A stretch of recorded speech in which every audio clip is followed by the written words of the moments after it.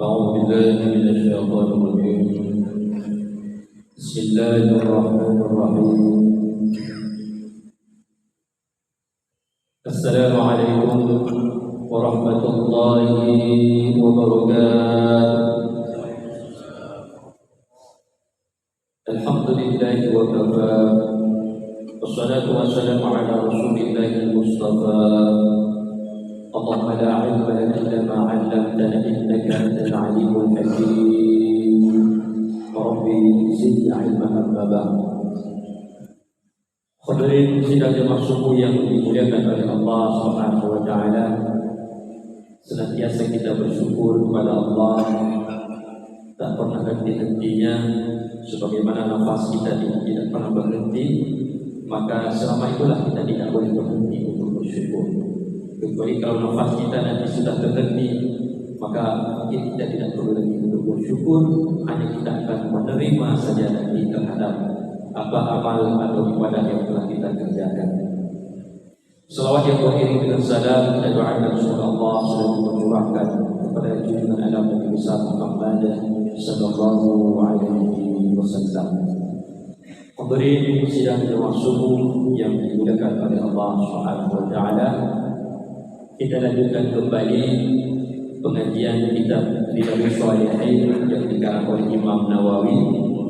Kita masih di bab yang ke-33, karena bab yang ke-33 ini banyak kupasannya dan termasuk panjang.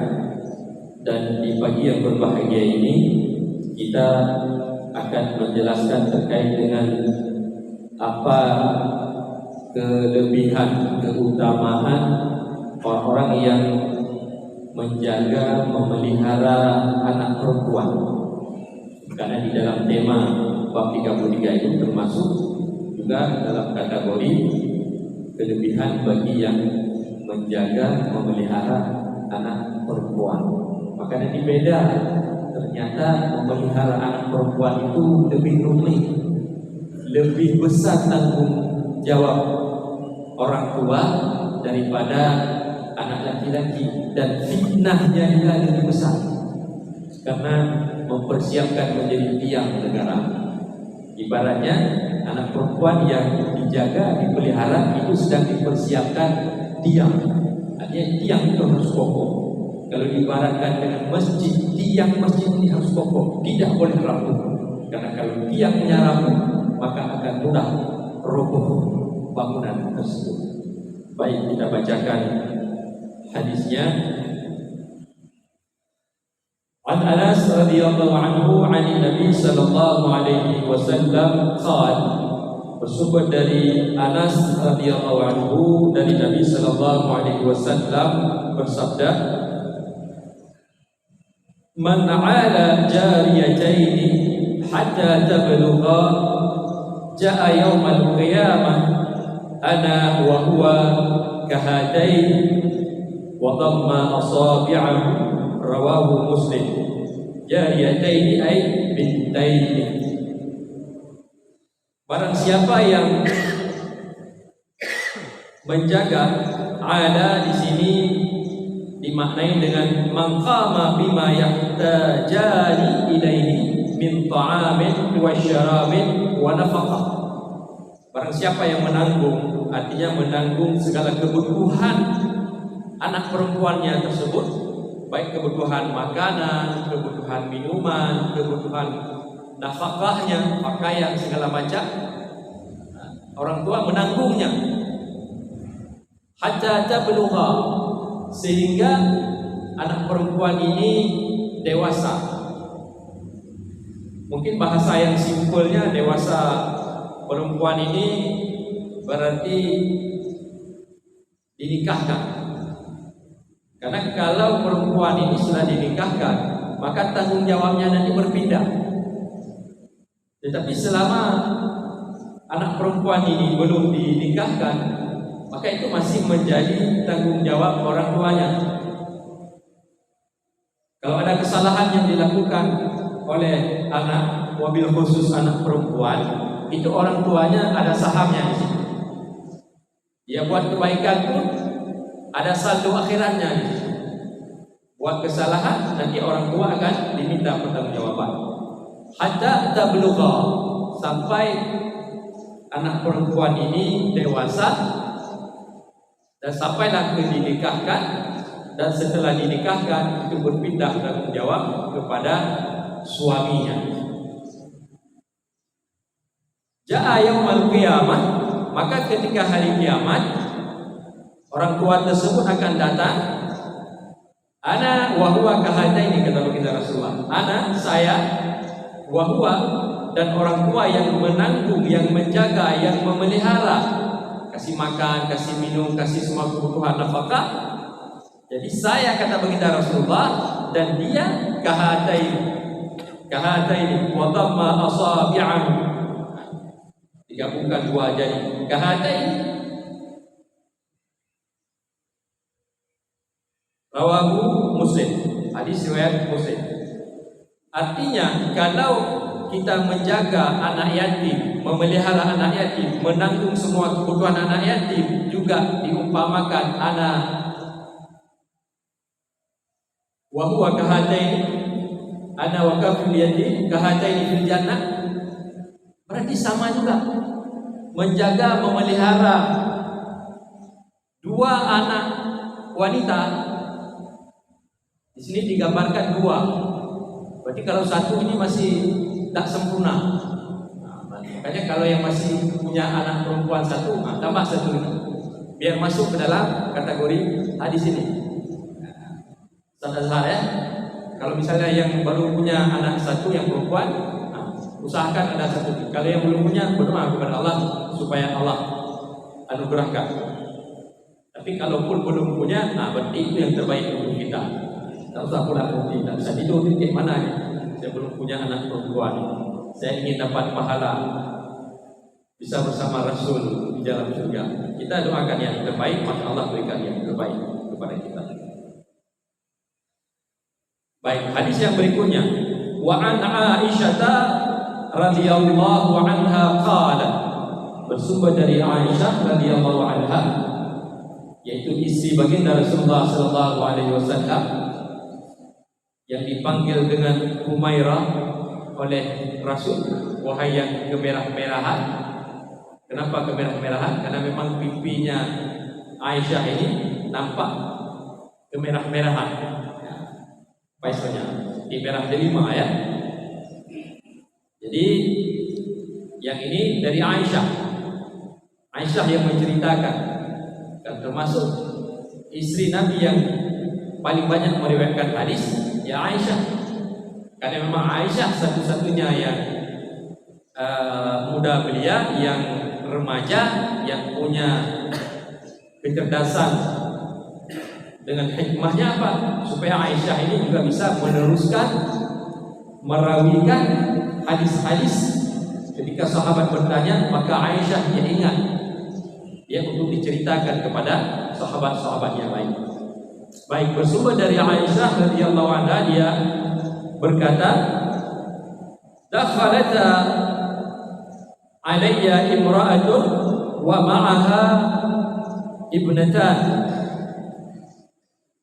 Jadi dakhalat alayya imra'atun wa ma'aha ibnatan laha. Jadi tiba-tiba masuk seorang perempuan kepadaku, kata Aisyah, dia bawa dua anak perempuan. Jadi seorang ibu datang menemui Aisyah. Bahasa yang lebih mudah kita terjemahkan, yang lebih sopan mungkin. Jadi seorang ibu datang menemui Aisyah, dan dia bawa dua anaknya yang perempuan.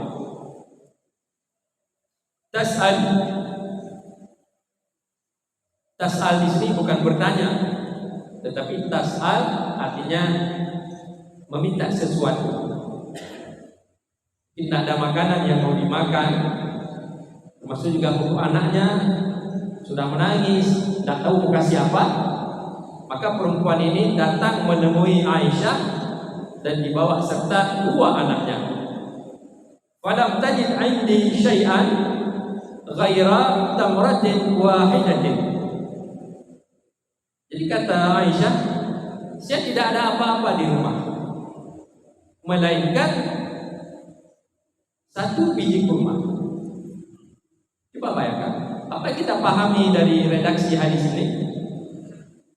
Rasulullah itu tidak meninggalkan harta yang banyak, saldo yang banyak.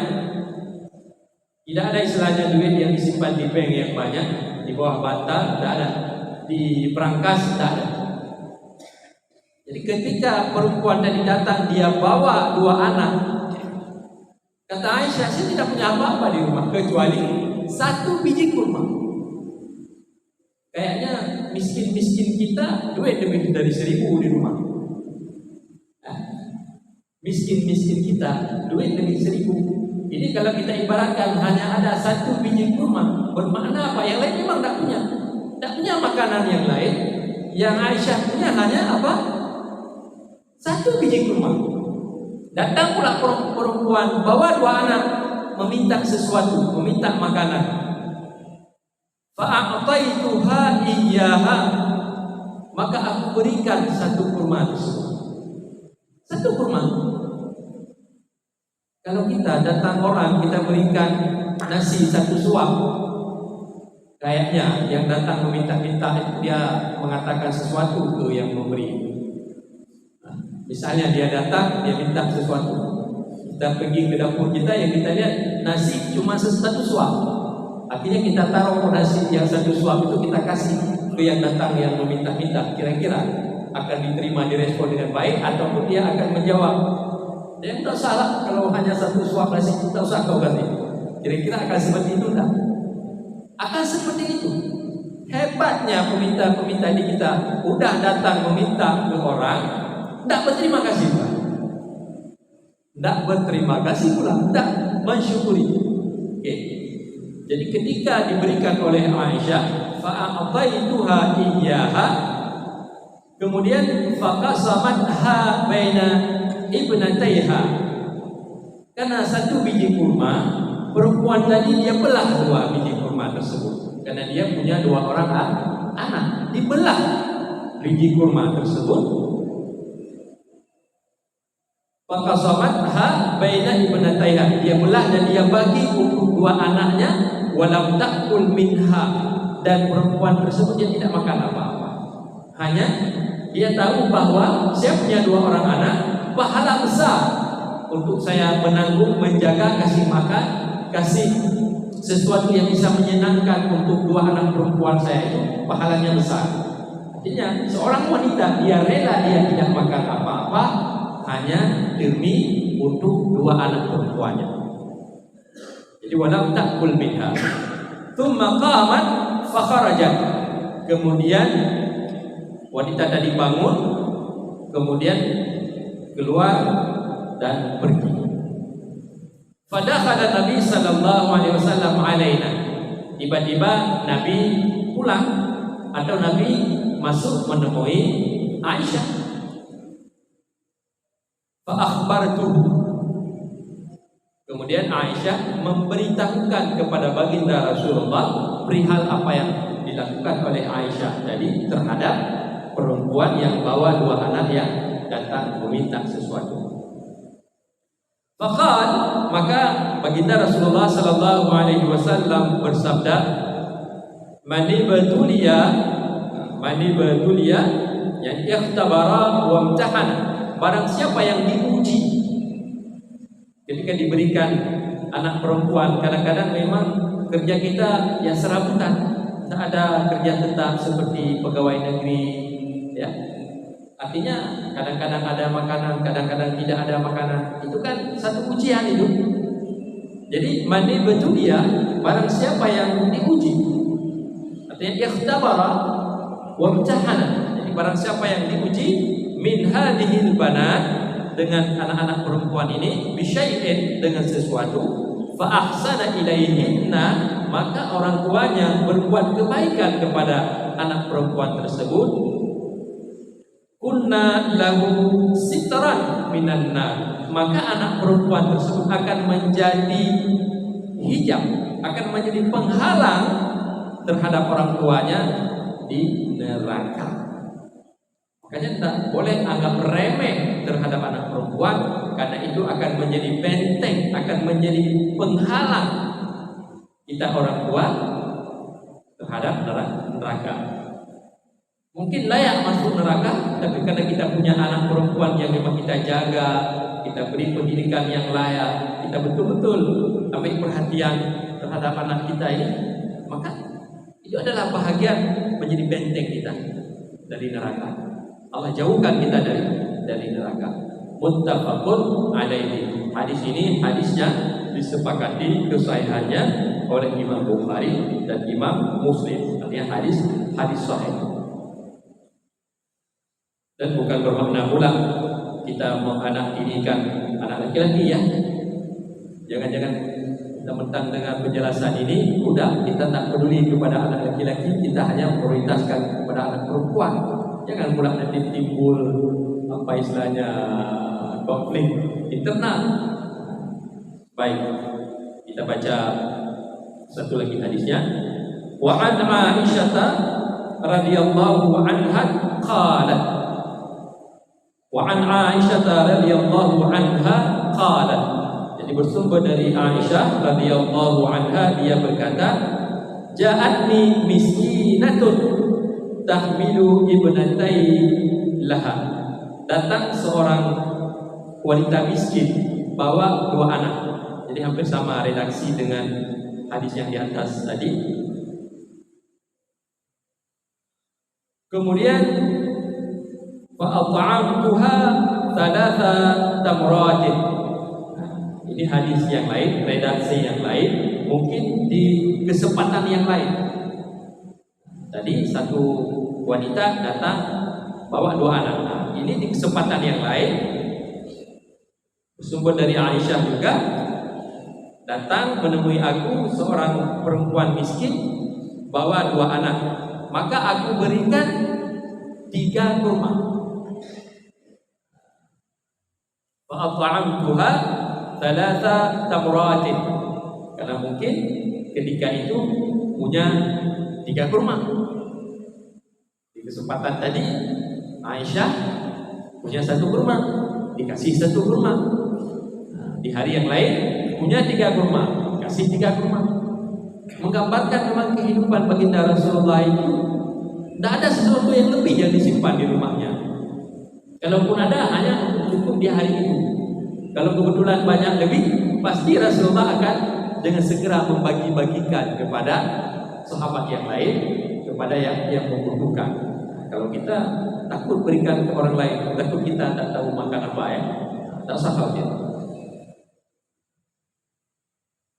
Kemudian fa'aqad kullu wahidatin minhuma tamratan.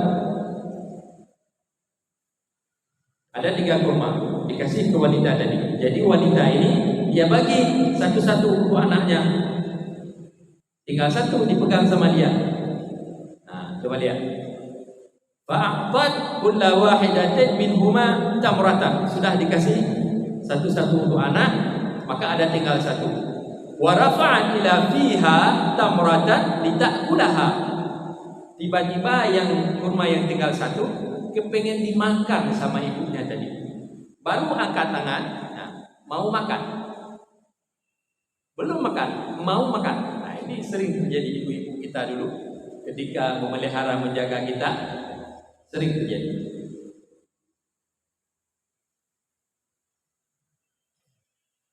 Kemudian fastat'amatha ibnataha. Akhirnya anak dia minta lagi. Ibu mau makan sendiri. Tiba-tiba yang 2 anak tadi 1 kurma, mana ada kenyang 1 kurma. Sama kayak kita punya anak, punya 3 bonbon. Nah, 3 apa istilahnya itu? Permen. Udah kita kasih satu-satu, tinggal 1 lagi mau makan sendiri. Tetapi tiba-tiba anak kita ini setelah dia makan itu dia minta lagi, sama persis ini dia minta pula lagi. Akhirnya tidak jadi makan sendiri. Fasyaqqat at-tamrata allati kanat turidu an ta'kulaha bainahuma. Akhirnya dibelah pula lagi 1 kurma yang masih tersisa 1 yang dia kepengen makannya, dia belah, maka dia bagi untuk anaknya. Sebelah-sebelah. Fa'ajabani sya'naha. Maka Aisyah melihat heran, ajib, luar biasa wanita ini.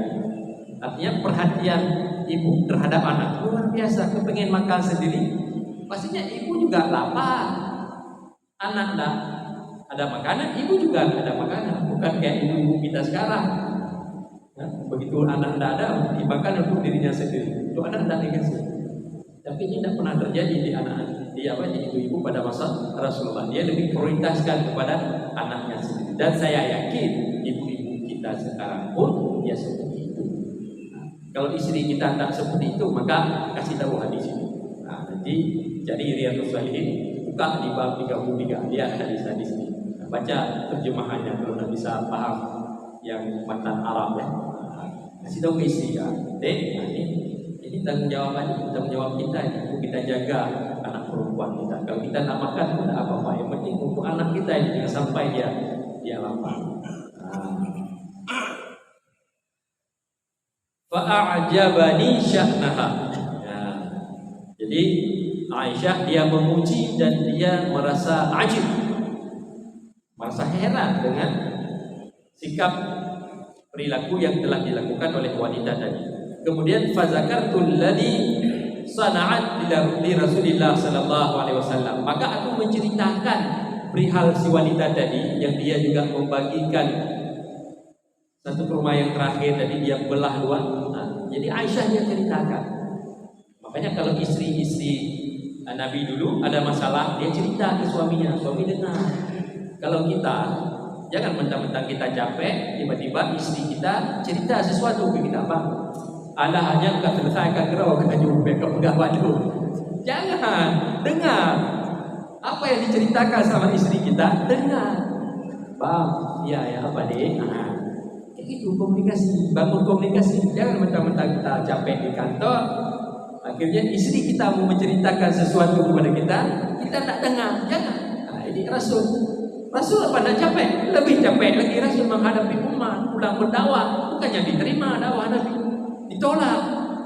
Tapi masih mau mendengarkan apa yang menjadi aduan ataupun yang ingin diceritakan sama istrinya.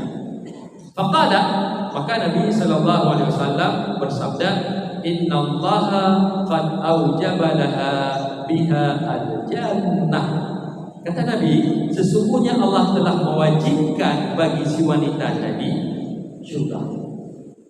Coba bayangkan, sepele memang, hanya kasih kurma untuk anak, tak makan sendiri, kecil memang. Tapi apa kata Rasul? Bagi dia itu wajib surga. Ini kan al-wa'du, janjinya Rasul. Ketika Rasul katakan seperti itu, pasti tidak perlu kita lakukan.